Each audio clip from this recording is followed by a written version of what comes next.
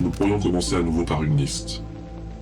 Liste de menaces, de guerres, de révoltes fauchées, de révolutions incomplètes. Une liste de tous ces morts, de tous nos morts. Mais pourquoi rappeler encore ce que tous savent, lisent, voient, sentent? Le monde, une fois de plus, est ravagé par la soif de pouvoir et la cupidité des puissants. Alors comment continuer? Pour nous qui avons connu les foules exultantes, les palais mis à sac et la puissance de notre tendresse. Comment continuer face à l'horreur et l'impuissance? Comment continuer en révolutionnaire? Il y a les cyniques, les réalistes, qui, aveuglés par l'angoisse de leur faiblesse, nous disent qu'il faudrait choisir. Choisir entre ceux qui massacrent leur propre peuple et ceux qui pensent pouvoir ralentir leur propre chute en déclarant la guerre au monde. Il y a celles et ceux qui abandonnent ou qui cessent d'espérer, résignés, épuisés, mais qui un jour pourraient bien se retrouver à nouveau à nos côtés. Et puis il y a nous, nous qui pleurons, nous qui nous sentons faibles, nous qui doutons parfois. Mais nous aussi qui n'avons pas abandonné. Ni notre boussole, ni notre flamme, ni l'espoir de venger les nôtres, ni celui un jour de voir la fin de la nuit. Nous qui plutôt que rester enfermés dans la sidération du présent et de ses bombes, cherchons partout celles et ceux qui continuent de résister. Car nous nous rappelons que de notre révolte, une force s'est réveillée, et que si les têtes ont tendance à oublier, les corps, eux, se souviennent. Nous qui voyons que cette force continue de vivre au grand jour, qu'elle est portée par une génération pirate qui hurle à la gueule du monde que les jeux ne sont pas faits. C'est cette force que nos camarades au Népal ont refait éclater en faisant disparaître leur assemblée dans les flammes. C'est elle que l'on a aperçue au sein des plénums de Serbie. Ces gigantesques assemblées organisant pendant des mois et des mois la révolte par le bas.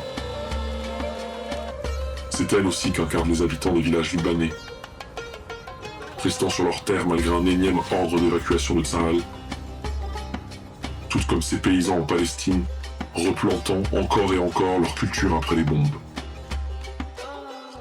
C'est elle que l'on ressent au sein des chambres d'urgence soudanaises, nés dans la guerre pour prendre la relève sur place comme en exil, des puissants comités de résistance de la Révolution. C'est cette force qui fait tenir bon nos camarades dans la jungle du Myanmar ou du Chiapas, au sein des tranchées ukrainiennes ou dans les montagnes du Rojhelat. C'est elle que l'on voit flotter en haut de ces bateaux qui prennent la mer pour défier Israël le génocidaire. C'est elle, enfin, qui pousse les foules d'Iran, de Minneapolis, du Pérou, d'Indonésie, des Philippines, du Maroc ou de Madagascar à braver encore et encore la mort promise par tous ces régimes qui haïssent leur peuple.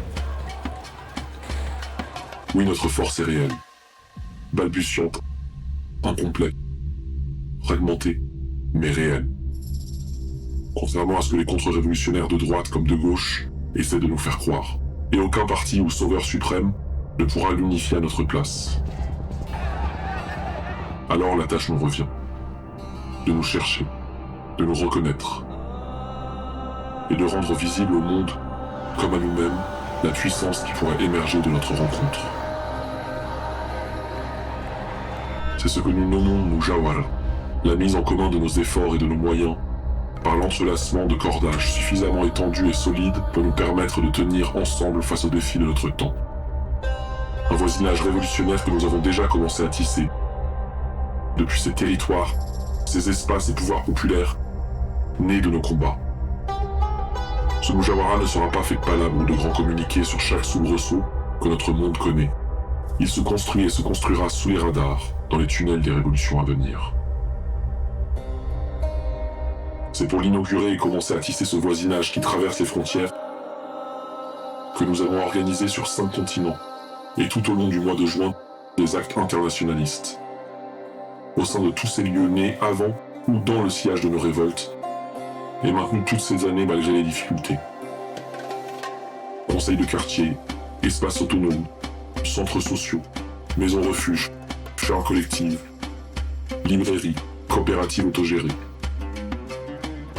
Tout ce qui permettra de mettre en acte matériellement comme symboliquement ce voisinage dont nous avons besoin. Rencontres, actions, banquets, grandes fêtes, levées de fonds, marches, rituels en hommage de celles et ceux qui sont tombés. De cette entraide planétaire que nous allons déployer en juin, de nouveaux lieux sortiront de terre. Des routes plus sûres seront tracées. Des murs seront réparés. De nouvelles alliances seront tissées.